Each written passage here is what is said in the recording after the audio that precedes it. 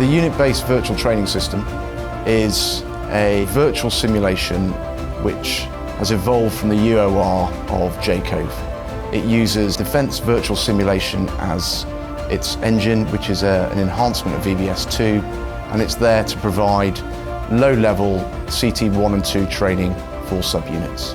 You can move from fire team all the way up to subunit level of training.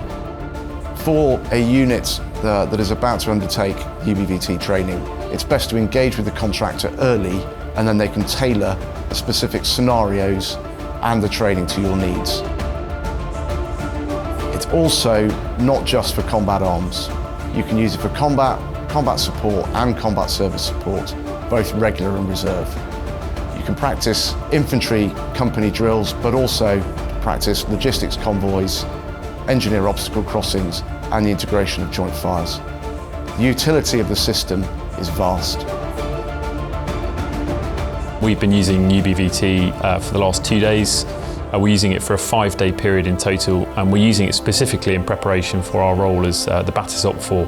It's a chance to put commanders in the seat and actually get them to start executing missions tactically. But also I think there's huge utility here for a battle group level to come through and do an entire planning cycle, and then actually have the vehicles and crews and commanders executing, for example, the CO or Regimental 2IC's mission with the Ops Officer intelligence feed as well next door, including all the production of OSW, reports and returns coming up the chain of command. The simulation represents all of the core British Army vehicles and equipments, and also the majority of enemy platforms, especially within the DATE environment.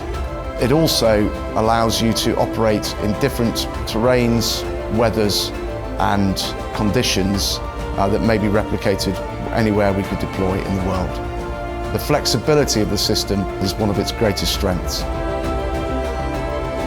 When you go out on the ground on the vehicles, that is absolutely the optimum training.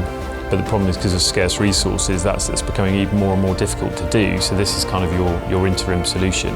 One of the beauties of UBVT is you're able to pause the activity, rewind it, and then use it for an after-action review.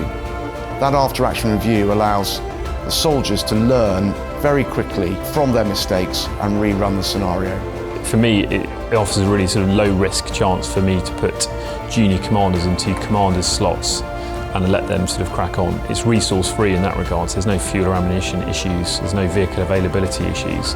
As long as you've got the manpower here, you can put them straight into the simulators and then see how they get on navigating, manoeuvring, passing on information up the chain of command. So from that perspective, it's really positive.